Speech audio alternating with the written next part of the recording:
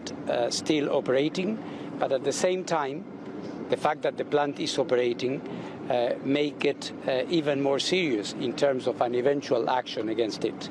When a plant is operating, the temperature is much higher, and if there was the case of an impact or something that could affect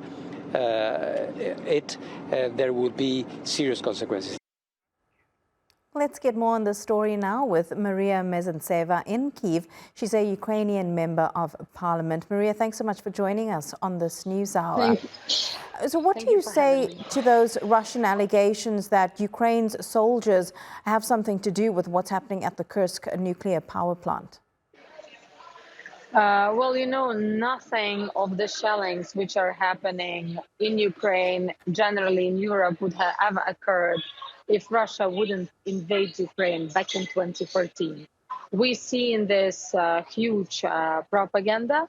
I want to remind also everyone who views us today, this site now on the screen is a peaceful hotel in city of Kryvyi Rih, where unfortunately 3 people died and many more got wounded.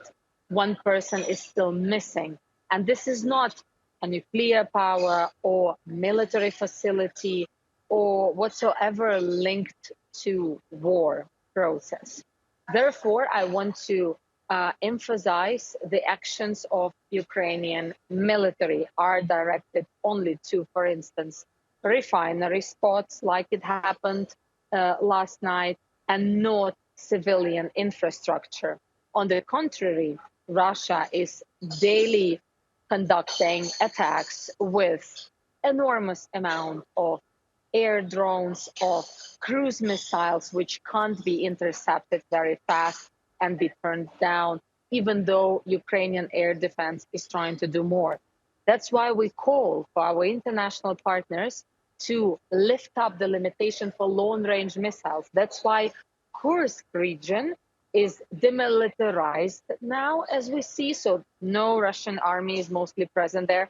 Civilians, Russian civilians are absolutely safe there. They're given medication, they're given food, which is conducted by Ukrainian army, because Russian authorities couldn't deliver it. They just left them out there.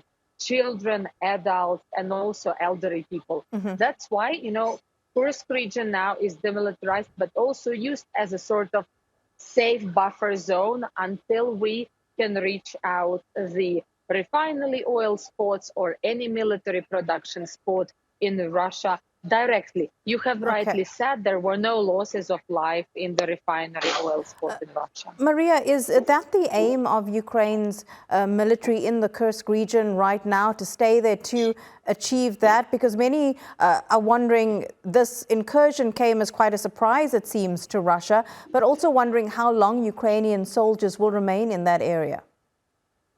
As of now, you have rightly said that we control the majority of the region. Control meaning the peaceful presence is being conducted right now, with the possibility for those who are in need to be evacuated. Yet again, according to international humanitarian law, everyone who has a status of prisoners of war on the both sides have to be swapped. So we also call Russian side for immediate next exchange of prisoners of war. And we call on the international community to help to express to Russia that they cannot take hostages civilians, children, women, adults, men, etc. So currently the situation is under control. With regards to the terms, for how long it can last. If Russia tomorrow will decide to make a ceasefire, stop shelling, and try to start diplomatic negotiations, you know, all that can stop. It depends on Russia as well, but they don't want to do so.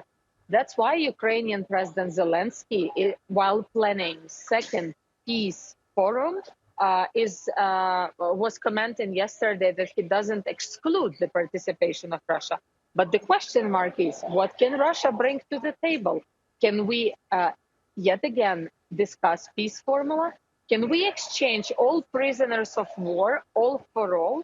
Can Russia provide that? I think these are the easiest ways to start these negotiations. But does Russia willing to do so? This is a question mark.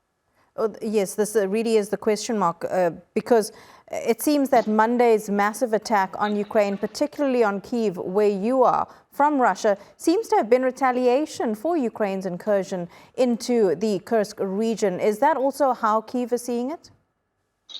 I must admit that such mass attacks occurred before Ukrainian army had any presence in Kursk region. Such mass attacks are conducted usually before or after such big international and holidays, which have very solid meaning for us. For instance, this mass attack occurred after Independence Day. This mass attack occurred after city of Kharkiv, my home city, celebrated 330th anniversary. So we were prepared, our air defense was prepared, but no one can be prepared for 200 different types of drones and rockets targeting simultaneously critical infrastructure, hotels, schools, hospitals. Can you imagine? Children were born and they had to go immediately into the bomb shelter. 52,000 people had to be kept in facilities of underground metro stations. No one can be morally and physically prepared for that. That's why we are trying to yet again call Russia to not forget their commitments under international humanitarian law. We want to call for justice, to set up international tribunal for the crime of aggression, because it's very easy to prove. Russia and Putin said it to the whole world that they're invading Ukraine on the 24th of February 22.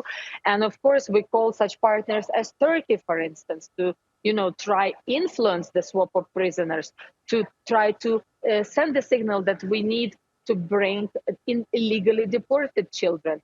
These elements are extremely important in the peace formula. Mariia Mezentseva in Kyiv, appreciate your perspective. Thank you very much.